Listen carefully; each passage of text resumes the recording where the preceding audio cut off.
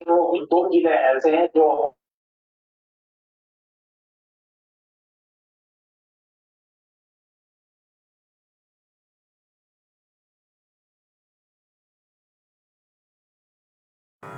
नमामि धन्वन्तरिमादिदेवम्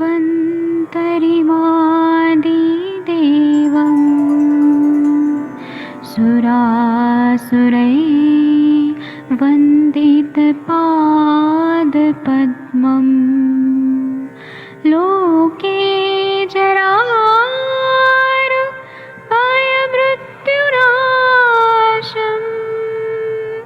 दातारमीशम् विविधौषधीनां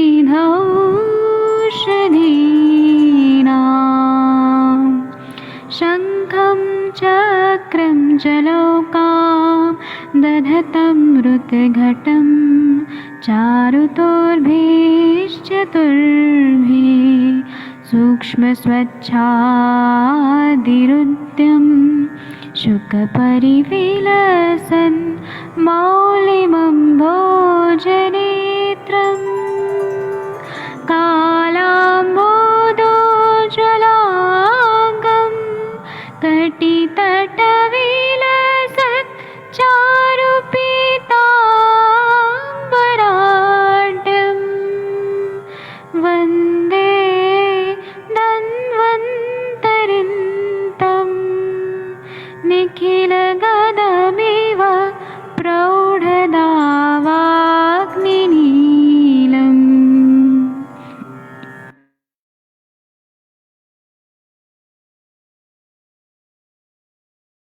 कोई भी सपना साकार करने के लिए सबसे जरूरी है सही कोच का होना। चुनिए आयुष दर्पण डिजिटल को और करे अपने क्लिनिकल आयुर्वेद सीखने का सपना साकार। Download the app now.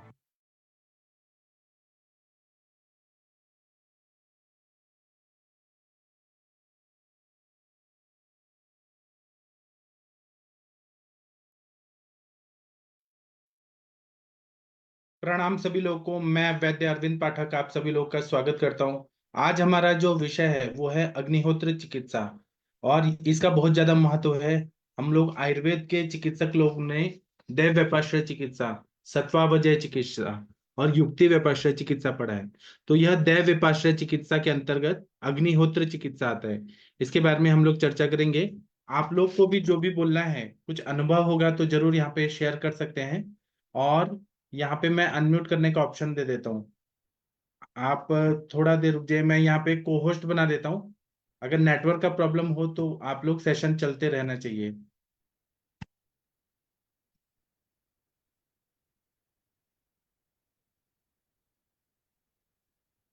मैंने यहाँ पे अनम्यूट करने का ऑप्शन दे दिया है। तो अग्निहोत्र का जो मंत्र होता है, सूर्योदय में ऐसे बोला जाता है, सूर्य को अर्घ दिया। सूर्य को हम लोग ये करते हैं, मतलब पूजा करते हैं, आवाहन करते हैं और सूर्य भगवान को आहुति देते हैं। तो ऐसे बोलते हैं, सूर्याय स्वाहा सूर्याय इदम नमः, प्रजापते स्वाहा प्रजापते इदम नमः। और सूर्यास्त के समय बोलते हैं, अग्नय स्वाहा अग्नय इदम नमः, प्रजापते स्वाहा प्रजापते इदम नमः। तो अग्निहोत्र जो है, उसका जो भस्म होता है, जो मतलब राख होती है, उसको भस्म बोलते हैं। ये औषधि जो है, ये एक औषधि के रूप में खिलाते भी हैं, क्योंकि उसमें बहुत सारी वनस्पतियों का समिधा वगैरह रहता है। बहुत अच्छा फायदा होता है।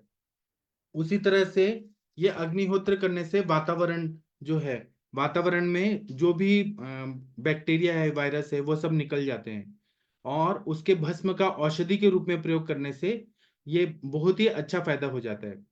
और ये एक तरह से पहले के जमाने में ये किया ही जाता था, अग्निहोत्र। दूसरा बात यह है कि भगवान श्री कृष्ण ने भी भगवत गीता में बोला है कि हर इंसान को रोज अग्निहोत्र करना ही चाहिए। अग्निहोत्र मतलब हवन करना ही चाहिए। और ऐसा बोला गया है कि स्नान करने के बाद, सब देवताओं की पूजा करने के बाद अग्निहोत्र आचरण करना आवश्यक होता है। अग्निहोत्र से क्या होता है कि वातावरण औषधि गुण युक्त हो जाता है। और गाय से तैयार किया हुआ दूध, गाय का दूध से तैयार किया हुआ जो मक्खन है, मक्खन से फिर घी बनाया जाता है, तो वो शुद्ध रहता है, वो औषधि गुण युक्त रहता है। ऐसे प्रभावी औषधि गुण वाला घी का हम लोग समिधा में मिक्स करके जब हवन करते हैं तो बहुत सारी बीमारियां ठीक हो जाती हैं, वातावरण शुद्ध हो जाता है, निगेटिव एनर्जी सब चली जाती है। और अग्निहोत्र विधि के लिए गाय के गोबर से, गाय गोवंश या गाय के गोबर से जो ये बनता है, उपले जो रहते हैं, उससे प्रज्वलित अग्नि जो रहता है, वो उससे जो अग्नि रहती है ना, तो वह सबसे शुद्ध अग्नि मानी जाती है। सूर्योदय और सूर्यास्त के टाइम पे 5 जो हमारी अंगुलियां रहती हैं, उसमें एक चुटकी इतना चावल चावल डाल के पहले मंत्र से पहले आहुति देना चाहिए। और आहुति देने के पहले चावल हो इतना उतना गाय का घी, वो भी उसको चावल को लगा के फिर हवन करना चाहिए। ऐसे अलग अलग नियम हो सकते हैं, लेकिन ये भी बहुत जरूरी है। अग्निहोत्र के वातावरण से मतलब अग्निहोत्र करने से वातावरण जो होता है वो शुद्धिकारक हो जाता है, उसका परिणाम बहुत अच्छा होता है। और वातावरण में इष्ट अनिष्ट जो भी बदल हो रहे, परिवर्तन हो रहे हैं, वह उसका तुरंत ही मन पे इफेक्ट होता है। जैसे कि बारिश हो रही है तो मन पे अलग इफेक्ट होता है, अगर बदबूदार कुछ डीटीडी पाउडर छोड़ रहे हैं या कुछ ऐसे कर रहे हैं तो उसका मन पे प्रभाव पड़ता है। केमिकली तो है ही, लेकिन उसका मन पे प्रभाव पड़ता है। बाढ़ आ गई है तो उसका मन पे प्रभाव पड़ता है, सूखा पड़ा है तो मन का प्रभाव पड़ता है। जबकि वो डायरेक्ट इम्पैक्ट नहीं कर रहा है, लेकिन वातावरण का इफेक्ट माइंड पे पड़ता है। तो वैसे ही जब हम लोग अग्निहोत्र करते हैं, हवन करते हैं, तो उसका प्राण और मन इस पे इफेक्ट होता है। और प्राण और मन जो है वो अभेद्य है। आप लोग 1 मिनट रुक जाइए, 1 मिनट प्लीज रुक जाइए।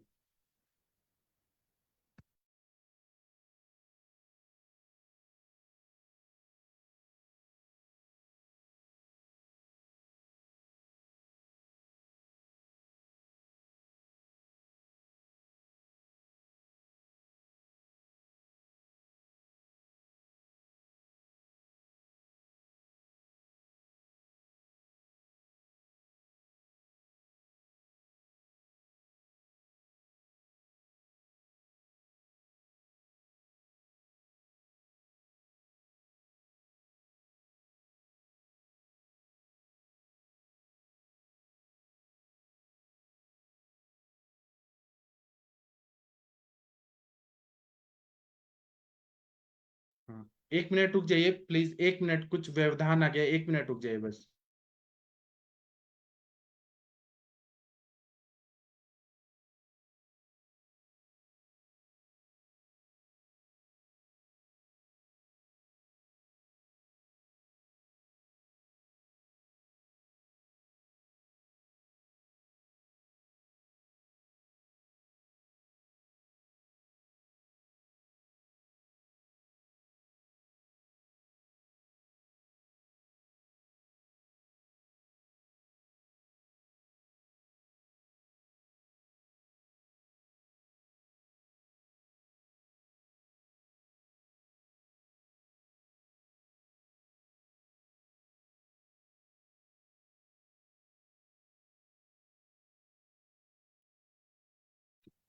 तो अग्निहोत्र से वातावरण में शुद्धिकारक परिणाम होता है, इसके प्रयोग से ये सिद्ध होता है।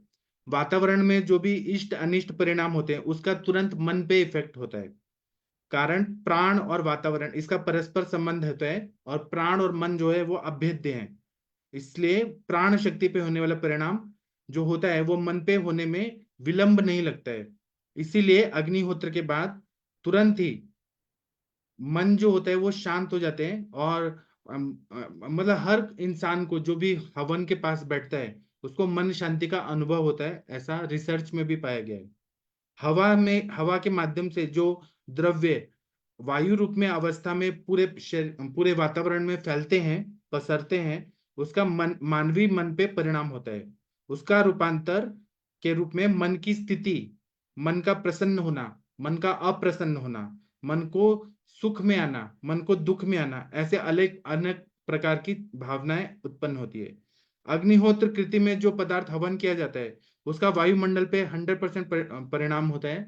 और जो जनोपध्वंस व्याधियां होती है जो वायु के दूषित होने से होती है, वह भी सब ठीक हो जाती है। मन को प्रसन्नता प्राप्त होती है, और शरीर पे भी उसका इफेक्ट होता है कि पूरे पॉजिटिव एनर्जी सब मन और शरीर पे उसका इफेक्ट देते हैं।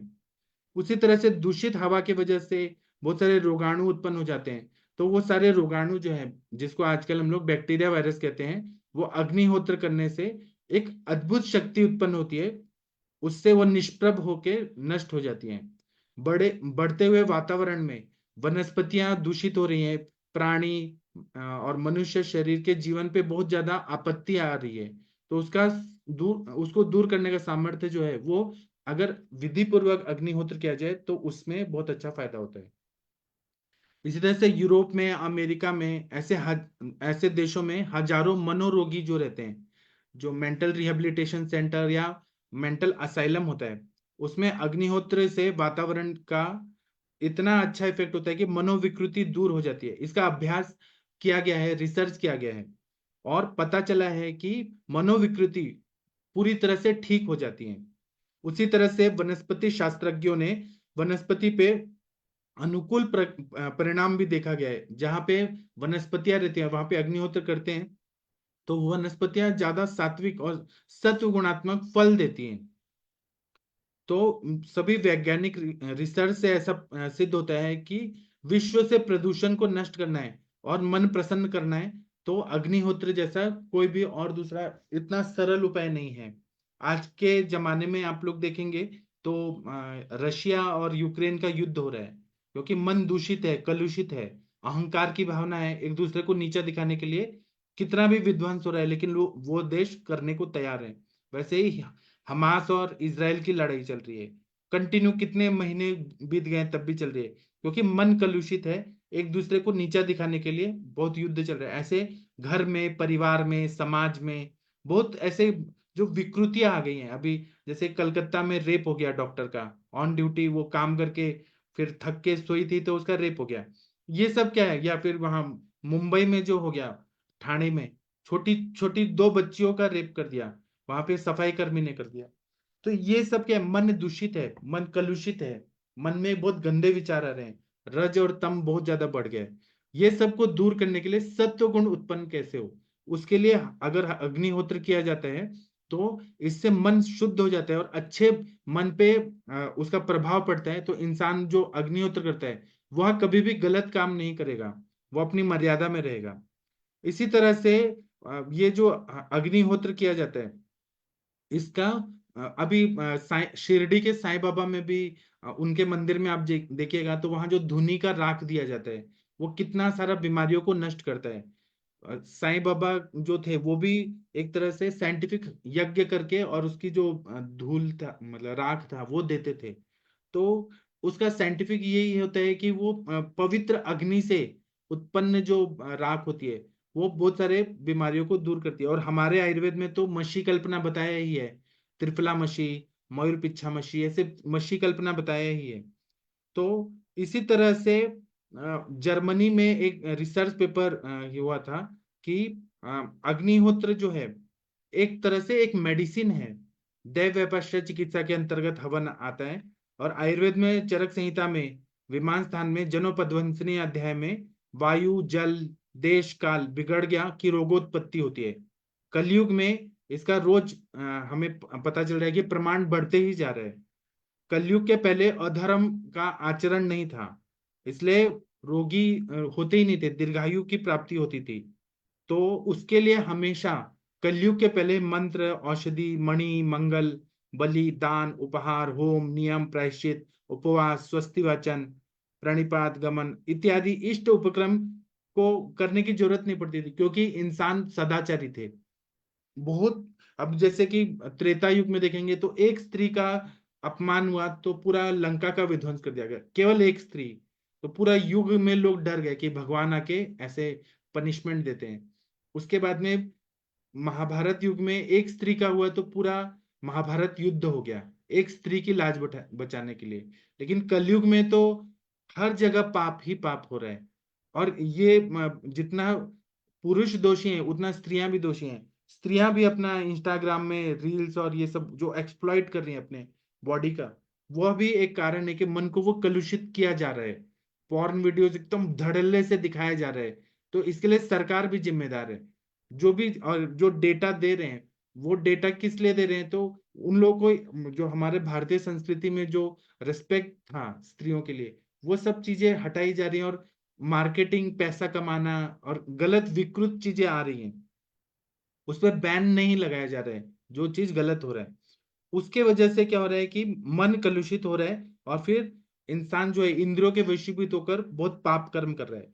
तो ये अग्निहोत्र वगैरह है, ये एक साधन है कि हम मतलब मन को शुद्ध किया जाए, मन की बीमारियां जो है उसको दूर किया जाए। दूसरा, हम लोग ये पढ़ते हैं कि जो ब्रह्मांड में है, वो हमारे शरीर में है। सृष्टि और पुरुष का नियम सभी जगह है। तो ये जो हवन वगैरह है, ये सृष्टि की जो प्रकृति है उसको ठीक करती है, बैलेंस करती है। प्रदूषण की समस्या तो ठीक करती है, लेकिन सृष्टि को भी बैलेंस करती है। इसमें ऐसा बताया गया है कि भगवत गीता में बताया गया है कि जब हवन किया जाता है, उससे अग्नि देवता प्रसन्न होते हैं, सभी देवता प्रसन्न होते हैं, और समय पे बारिश करते हैं, और समय पे हवा बहती है, सब ऋतुओं का समय पे सब होता है। अगर देवता लोग कुपित होते हैं, देवता मतलब एक तरह के एनर्जीज अगर कुपित होते हैं, तो भूकंप आते हैं, बाढ़ आता है, कभी सूखा पड़ता है, कभी युद्ध होते हैं। ये सब चीजें जो है, कहीं ना कहीं उनको प्रसन्न करना बहुत जरूरी होता था। ये अंधविश्वास, अंधश्रद्धा की बात नहीं है।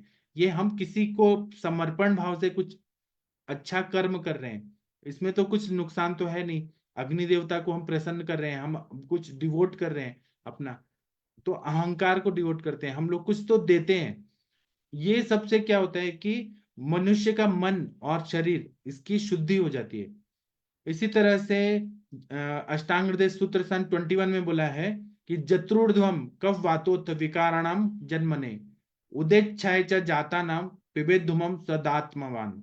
मतलब धूम सेवन करने से, अब ये पवित्र अग्नि का जो धूम है और वनस्पतियों का धूम है, समिधा का धूम है, ये मस्तिष्क में जो केंद्र हैं, जो सेंटर से अलग अलग, वो उत्तेजित होते हैं, उससे मन प्रसन्न हो जाता है, शरीर का स्वास्थ्य टिकता है, हार्मोनल इम्बैलेंस ठीक हो जाता है, शरीर का जो मेटाबॉलिज्म है वो ठीक हो जाता है। उसी तरह से कॉन्स्टिपेशन वगैरह जो है वह नहीं होता है, क्योंकि इंसान स्नान करके पूजा पाठ में बैठता है, उसका श्वास प्रश्वास अच्छा हो जाता है, सुबह उठ के करता है, सूर्योदय में, सूर्यास्त के समय करता है, तो एक नियम बन जाता है प्रकृति के हिसाब से। तो इसका बहुत अच्छा फायदा हो जाता है। दूसरा है कि पेट में और गैस में जो औषधोपचार के लिए डॉक्टर लोग जो एंजाइम्स और बहुत सारे औषधियां देते हैं, तो अब अगर ये जो हम लोग राख दें, मतलब जो मशी के रूप में दें, तो उससे अजीर्ण जो है वो ठीक हो जाता है, मल प्रवृत्ति ठीक हो जाता है। आयुर्वेद में जो शंखवटी है, उसमें चिंचा छार का प्रयोग किया जाए। चिंचा मतलब इमली, इमली का जो मतलब छिलका होता है, बीज का जो छिलका होता है ऊपर का, उसकी राख बना के शंखवटी में डाला जाता है, और मलावरोध तो उससे तुरंत ही ठीक हो जाता है शंखवटी से। तो हमारे आयुर्वेद में तो बहुत जगह क्षार के रूप में, या फिर भस्म के रूप में, या मशी के रूप में इनका प्रयोग है। भस्म भी है, शंख भस्म क्या है, वो एक तरह से हम पुट देते हैं तो क्या होता है, वो राख बन जाती है। तो ऐसे बहुत सारे हम लोग कुपीपक्व रसायन भी बनाते हैं, भस्म बनाते हैं, धातुओं का भस्म बनाते हैं, अग्नि की प्रक्रिया होती है।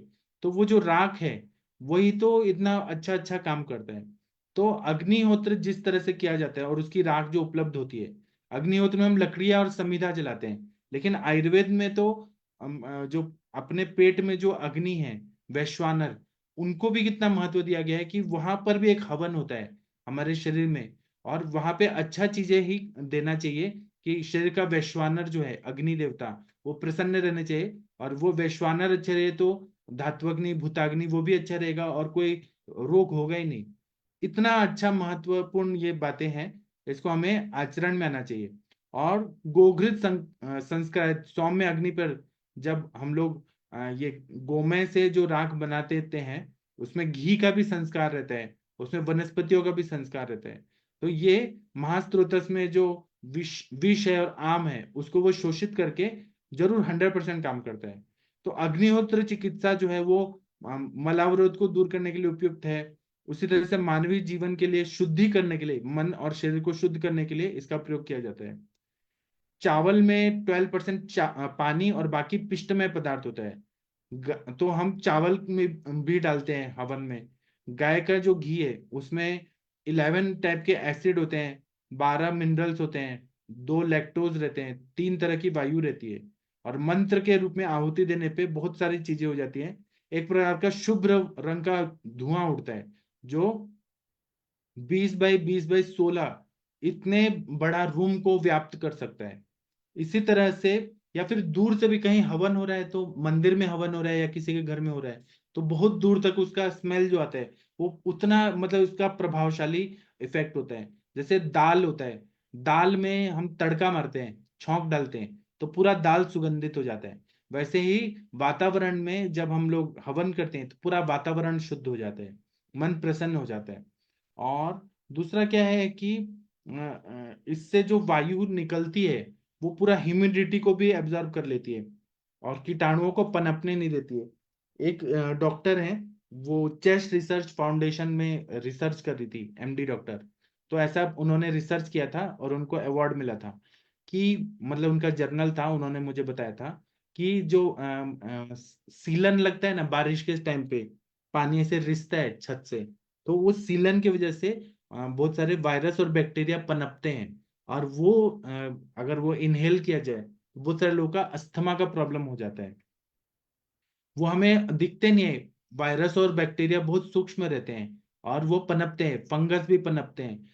तो ये माइक्रो ऑर्गेनिज्म को दूर करना है, इसीलिए हमारे हिंदू धर्म में, सनातन धर्म में अभी जो बारिश का सीजन है इसमें बहुत सारे पूजा पाठ के त्योहार आ रहे हैं। जैसे कि शिव जी का हम लोग पूजा पाठ किया जाता है, फिर अभी गणेश जी का हो जाएगा। फिर ऐसे जो पूजा पाठ किस लिए बताया गया है, इनका साइंटिफिक रीजन है कि सब मतलब हर तरह के बैक्टीरिया वायरस जो है, पूजा पाठ का जो धुआं मतलब पूजा पाठ से जैसे कपूर का जो धूम निकलेगा, फिर घी का धूम निकलेगा, तेल का धूम निकलेगा, अगरबत्ती का निकलेगा, सुगंधित द्रव्यों का निकलेगा, उससे क्या होगा कि बैक्टीरिया वायरस चले जाएं और मतलब इंसान निरोगी रहे। क्योंकि बारिश में बीमार पड़ने की सबसे ज्यादा समस्या हो जाती है, वायरल इन्फेक्शन होता है। तो जब आहुति देते समय चावल जो रहता है उससे जो वायु निकलती है वो बहुत ही अच्छा शुद्धि करती है। उसमें ethylene oxide, propylene oxide, formaldehyde formaldehyde, beta propiolactone, ये सब जो हवा निकलती है, धुआं के रूप में निकलती है, जो चावल जलाने से निकलती है, वह मानव जाति के लिए उपकारक है और रोगाणु नाशक है, ऐसा रिसर्च हुआ है। वायु का परिणाम जो होता है वो तो आर्द्रता पे रहता है, तो वो ह्यूमिडिटी वगैरह भी ठीक हो जाता है। तो इसका मतलब ये है कि अगर ना अगर कोई दिन भर काम करके आए, थक गया इंसान मेंटली फिजिकली, उसने बहुत मेहनत किया है और शाम को उसने अग्निहोत्र किया स्नान करके, तो शुद्ध वातावरण का लाभ एक तो घर को शुद्धि से भी मिलेगा, उसका मन भी अच्छा हो जाएगा, उसको कोई साइकोसोमेटिक डिजीज नहीं होगा, इसकी नींद भी अच्छी होगी, पेट भी साफ होगा। उसी तरह से आहुति से निकलने वाला वायु जो है वो वायु से रासायनिक प्रक्रिया होकर दूषित वायु शुद्ध हो जाता है। आहुति से निकलने, अब ये नहीं है कि आप आहुति के जगह पे पेट्रोल को जलाएं कि कार्बन मोनोऑक्साइड कार्बन डाइऑक्साइड जले, ऐसा नहीं है। अग्निहोत्र का नियम है कि शुद्ध घी होना चाहिए, समिधा, उसमें देवदार और बहुत सारी वनस्पतियों का संयोग होना चाहिए। कोई भी धुआं मतलब पेपर जला रहे हैं, टायर जला रहे हैं और उसका धुआं रहे, वो सब तो कार्बन है, वो तो शरीर को नुकसान करेगा। हमारे जो परंपरा में जो बताया है, संस्कृति में बताया है, वो होना चाहिए। और इससे शुद्ध वायु जो रहते हैं उसका पूरे कुटुंबीय जो है, फैमिली मेंबर्स, उन पे अच्छा परिणाम होता है। नहीं तो मैंने एक जगह देखा था, एक गांव में देखा था कि जमीन का बंटवारा के लिए लोग कितना लो लेवल तक जा रहे थे। उसके भाई के बेटे को उन्होंने पॉइजन दे दिया, मतलब वो डूब जाए, मर जाए, और नदी में डाल दिया था, लेकिन वो भाग्य से बच गया, लेकिन उसका पूरा शरीर विकृत हो गया। और थोड़ा सा जगह के लिए इतना लड़ाई झगड़ा। एक जगह मैंने देखा था, एक फैमिली ने 6 भाई थे, उन्होंने प्रॉपर्टी के लिए मतलब कोर्ट केस कर दिया, मारपीट कर दिया, गुंडे बुला दिए, प्रॉपर्टी के लिए इतना लड़ाई। तो ये जो मन कलुषित हो जाता है, अहंकार और लालच, इससे इंसान बहुत बुरे कर्म करता है, मतलब नीच कर्म करता है। वो ये नहीं देखता है कि भाई के साथ हम लोग खेले थे, पड़े थे। तो ये जो है ना, ये पूरा वातावरण को, मन को शुद्ध करता है। जब सब पूरा परिवार मिलके जब ये हवन करते हैं तो जो द्वेष है वो हट जाता है और प्यार बढ़ता है, एक दूसरे के लिए सम्मान बढ़ता है। एक संस्कार है ये सब हवन पूजा करना। और जो सुबह शाम करते हैं उनके ये रहता है कि कोई भी रोगाणु का धोखा नहीं होता। वायरल इन्फेक्शन जो इनको बार बार होता है, साइनोसाइटिस, एलर्जिक रिएक्शंस, वो सब नहीं होते हैं। और आहुति से जो शुद्ध वायु निकलती है वो सब जगह जाती है तो रोगों से दूर करती है। उसी तरह से जब ये वायु संचरित होती है तो जितना ये वायु का संचरण होता है तो शुद्ध वायु के साथ भी मिल जाती है, अशुद्ध वायु के साथ भी मिलती है, तो प्रदूषित वायु निकल जाती है। शुद्ध वातावरण का प्रभाव घर पे होके फिर सब्जियों पे पड़ता है, फ्रूट्स पे पड़ता है, और खाद्य वस्तु पर भी पड़ता है, और वो ज्यादा काल तक शुद्ध रहती हैं। मतलब एक तरह से धूपन संस्कार हो जाता है। धुआं के जो पार्टिकल्स हैं वो फल सब्जी अगर ओपनली किचन में रखा है उसको वो अच्छा कर देती हैं। उसी तरह से सुबह का जो अग्निहोत्र है वो आत्मिक बल को बढ़ाता है, मन को स्थिर करता है, और पूरा दिन काम में फ्रेशनेस रहता है। और आत्मिक बल बढ़ने से जो वर्क एफिशिएंसी है वो बढ़ जाता है। और दूसरा क्या है कि घर भी शुद्ध रहता है, घर में जो विचार हैं वो अच्छे आते हैं, तो कभी लड़ाई झगड़ा का वातावरण वो दूर हो जाता है। इन सब से ये समझ आता है कि मतलब अभी जो जमाने में सेंड्रेटरी लाइफस्टाइल है, सुख के पीछे लोग भाग रहे हैं और इंद्रियों को सुख देने के लिए ज्यादा मेहनत कर रहे हैं। तो अगर अग्निहोत्र किया जाए तो इससे बहुत सारा मतलब आलस वगैरह भी दूर हो जाता है, स्वास्थ्य की स्फूर्ति की प्राप्ति होती है, बल वर्ण स्वर ये सब अच्छा हो जाता है। और कोई भी जाति के लोग, कोई भी धर्म के लोग, कोई भी पंथ के लोग, उनका स्वास्थ्य अच्छा रहता है। और हमारे इसमें बोला गया है, ग्रंथों में बोला गया है कि यज्ञ दान तपः कर्म स्वाध्याय अभ्यसनम चरेत पंच साध्यान मार्गोज्यम सर्वलोक हिताय च। मतलब यज्ञ करना, दान करना, तप करना, कर्म करना, तप कर्म, कर्म मतलब कोई भी कर्म कांड वगैरह, और स्वाध्याय और अभ्यसन अभ्यास करना, ये जहाँ पे होता है वह सभी लोगों के लिए, पूरे समाज के लिए, अपने घर के लिए, अपने लिए, सबके लिए हितकारी होता है। चलिए आप लोग कुछ बोलना चाहते हैं तो बोल सकते हैं। डॉक्टर अखिलेश तिवारी जी, आप इस विषय पे कुछ बोलना चाहते हैं सर? जी सर, प्रणाम सर, सभी को मैं सादर प्रणाम करता हूँ। हाँ। आपने तो सर बहुत ही अच्छी तरीके से आध्यात्मिक और वैज्ञानिक रूप से एक्सप्लेन किया है, बहुत अच्छा लगा ये लेक्चर। और ये जो अग्निहोत्र चिकित्सा है इसका तो प्रत्यक्ष अनुभव हम लोग करते ही हैं जब किसी मंदिर में जाते हैं, और उस मंदिर में जहाँ पे कंटिन्यू हवन होते रहता है तो देखिए हमारे हम लोग के मन पे कितना प्रभाव पड़ता है। तुरंत हम लोग का जो है मनोदशा बदल जाता है, सकारात्मक विचार जो है तुरंत में आ जाता है और एक अलग फीलिंग होती है। तो निश्चित रूप से अग्निहोत्र चिकित्सा हमारे मन पे बहुत ही जल्दी प्रभाव डालता है। और ये चिकित्सा पहले के जो भी पारंपरिक घर में होता ही था, जब अगरबत्ती नहीं था, तो मुझे पूर्ण रूप से याद है कि सुबह शाम जब भी धूपन किया जाता था तो उसमें जो उपला होता था, भले वो गाय का हो या किसी का, उपला ही जलाया जाता था, और उस पे धूपन का जो सामग्री होता था जिसमें काला तिल, गाय का घी, चावल, हवन की लकड़ी, छोटा छोटा टुकड़ा रहता था, कपूर, जौ, ये सब मिला हुआ रहता था, उससे हवन किया जाता था। और उसका जो धुआं होता था, उस धुआं को जाने के बाद एक अंदर एहसास जो होता था, घर में जो एक पॉजिटिव एनर्जी मिलता था। आज हम अगरबत्ती जलाते हैं, अगरबत्ती जलाने से तो बहुत सारा रिसर्चर भी हुआ है कि अगरबत्ती स्वास्थ्य के लिए नुकसानदेह होता है, इससे जो धुआं निकलता है वो सिगरेट पीने से भी ज्यादा नुकसानदायक है।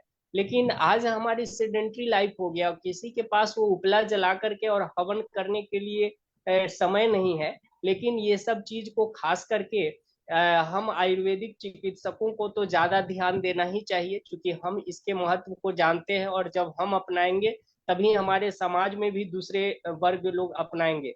और धूपन चिकित्सा हमारे आयुर्वेद का एक अभिन्न अंग है, और जिससे हम लोग देखे ही प्रत्यक्ष रूप से कि ऐसे उंड जो हीलिंग नहीं हो रहा है, अगर वहां पे धूपन चिकित्सा किया जाता है तो वहां जो माइक्रोब्स है वो भी मर जाता है और वहां पे हीलिंग होना फास्ट हो जाता है। और ये जो हम बात करते हैं कि अग्निहोत्र चिकित्सा की बात करते हैं, तो अग्निहोत्र चिकित्सा समझिए तो आदि से अंत तक ये सत्य है, पहले भी था और आज भी है और ये हमेशा रहने ही वाला है, क्योंकि ये मतलब सत्य है। और भी चीज जो हम लोग को प्रत्यक्ष रूप से फिजिकल रूप से दिखता हो या न दिखता हो, लेकिन ये तो हम देखते हैं और इसका बेनिफिट हमको मिलता है। जैसे सूर्य भगवान है, सूर्य भगवान को अर्घ देते हैं और ऐसा बोला ही गया है, और बहुत सारे बीमारियों में बोला गया है, जैसे स्किन की बीमारी जब होती है तो वहां पे हम सूर्य भगवान को अर्घ देने के लिए बोलते हैं। और बिहार में खास करके इसका जो पूजा किया जाता है, छठ पूजा, वो प्रत्यक्ष रूप से इसका उदाहरण है। तो हम लोग को एक मतलब डेडिकेटेड होकर के धूपन चिकित्सा जो अगरबत्ती हम लोग यूज करते हैं, कम से कम सुबह शाम करना चाहिए। अपने जहाँ भी हमारा चिकित्सालय है वहां पर भी करना चाहिए। और मैंने देखा है बहुत सारे आयुर्वेदिक चिकित्सालय में हवन होता है, तो वहाँ का माहौल ही एक अलग होता है। जी सर। जी ठीक है। और किसी को कुछ बोलना है इस टॉपिक पे तो बोल सकते हैं। कोई बोलना चाहते हैं तो बोल सकते हैं। आरती मैडम आप कुछ बोलना चाहती हैं? वीना मैम कुछ बोलना चाहती हैं आप? हाँ सर। हाँ बोलिए।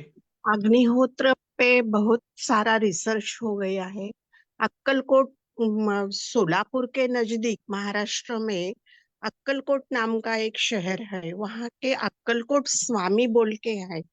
तो उनके यहाँ पे हर रोज सुबह शाम अम, हवन होता है। हवन यानी अग्निहोत्र होता है। अग्निहोत्र हवन का छोटा रूप है।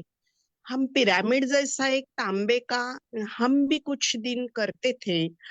हमारे चिपळूण के पास में परशुराम जी का एक प्रमुख मंदिर है, और जो उनका वास्तव का परशुराम जी का वास्तव स्थान वहां पे बोलते हैं सर।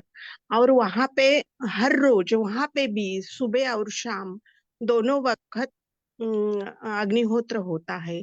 अग्निहोत्र हवन का छोटा स्वरूप है, क्योंकि अपने कुटुंब के लिए हर घर में होना चाहिए, ऐसा वो स्वरूप है। वो ज्यादा टाइम नहीं लगता। सूर्योदय के पहले 5 मिनट गोबर का वो जो आप क्या बोल रहे थे, वो सूखा गोबर रहता है, हम उसे गौरी बोलते हैं। तो उसका छोटा टुकड़ा 1/4 पीस उसका लेने का, और उसके ऊपर अक्खा चावल, अक्खा चावल यानी वो टुकड़ा नहीं होता उसका, वो 10-20 उसके वो दाने लेने के, और उसमें गोघृत उसके ऊपर डालने का, और थोड़ा सा कपूर लेने का, और उससे अग्नि जलाने की, और उसके ऊपर वो धुआं होता है थोड़ा, और अग्नि प्रज्वलित होती है, और उनको हवन देने का 1-2 बार। और शाम के टाइम बच्चे की शादी होने तक हम भी करते थे। मेरा एक पेशेंट है मेधा फणसे बोल के, तो उनके घर में हर रोज सुबह शाम करते रहते हैं। और सात्विकता आती है, रजत तमक गुण कम हो जाते हैं, बच्चे अच्छा पढ़ते हैं, एकाग्रता उनको अच्छी मिलती है, आरोग्य अच्छा रहता है। कोविड के टाइम बहुत लोगों के घर में हमारे यहाँ अग्निहोत्र करते रहते थे सर। Thank you. आज का विषय बहुत अच्छा ले लिया है आपने, क्योंकि कुछ भी करने से पहले हमें आध्यात्मिक बैठक चाहिए ही चाहिए। और हम तो अग्नि को प्रमुख मानने वाला हमारा शास्त्र है। तो अग्नि भी अन्न पचाने वाली जी जो वैश्वानर है हमारे पेट में, वो भी अच्छा होता है। थैंक यू सर, बस इतना ही बोलना था मुझे। हाँ डॉक्टर हरिहर सर आप कुछ बोलना चाहेंगे इस टॉपिक पर? डॉक्टर हरिहर सर कुछ बोलना चाहेंगे? पहले हमारे साधु संतों थे तो खाने के वक्त भी होम हवन करते थे। उत्पल थोड़ा लेके, गर्म होता है ना उत्पल जलाया हुआ, तो उनमें थोड़ा घी और खाने की चीजें रख के धुआं करके फिर खाने बैठते थे। जैसे ये अग्नि प्रकट होती है, ऐसे अपनी शरीर की भी अग्नि प्रकट होती है और इसे खाना जल्दी से पच जाता है। और सर पंच महाभूत से अपना शरीर बना हुआ है, पृथ्वी जल तेज वायु आकाश। वैसे होम हवन करने से ये सभी में बैलेंस रहते हैं सर। जब हम होम हवन घी ये सब डालते हैं तो इससे क्या होता है, मानो ये धरती का वावाझोड़ू, फिर ये पानी का प्रलय, अग्नि का, ये सब उसमें बैलेंस रहता है, इससे ज्यादा फायदा रहता है सर। और हम सब जब ये वमन कराते हैं तो उससे भी अगर यज्ञ करके कराते हैं तो इसमें भी हमें ज्यादा सफलता मिलती है, मेरा अनुभव है अभी थोड़ा दिन से। जी सर, थैंक यू सर। और कोई कुछ बोलना चाहते हैं? महेंद्र सर आप कुछ बोलना चाहते हैं? महाजन सर, वर्षा मैडम कुछ बोलना चाहती हैं? प्रीति मैम?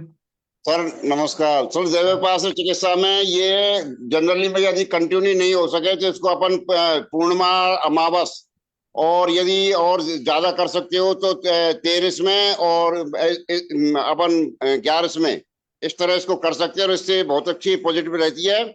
और सच में आदित्य हृदय स्रोत जो आता है, जो रविवार के दिन करते हैं, उससे हार्ट के मरीज को बहुत अच्छा आराम मिलता है। और इसके अलावा जो शिव रक्षा स्रोत है और राम रक्षा स्रोत है, उसको मैंने एक पेशेंट को प्रयोग किया था। उस पेशेंट की हालत बहुत ज्यादा खराब थी और वो किसी भी तरह से उसकी मतलब दवाइयों से ठीक नहीं हो पा रहा था। तो उसको मैंने मात्र तांबे की लुटिया में भर के उसको पानी पिलाया उसको, और उसको 15 दिन में उसको रिजल्ट आ गया था। इस तरह का मेरा खुद का अनुभव है इसमें सर। और किसी को कुछ बोलना है? डॉक्टर गणेश भूसले सर कुछ बोलना चाहते हैं? डॉक्टर अभय सर कुछ बोलना चाहते हैं इस टॉपिक से? नहीं, तो मैं अभी सेशन बंद करता हूँ। थैंक यू, प्रणाम सभी लोग को। फिर अब हम 9 बजे मिलेंगे। थैंक यू, प्रणाम सभी लोग को।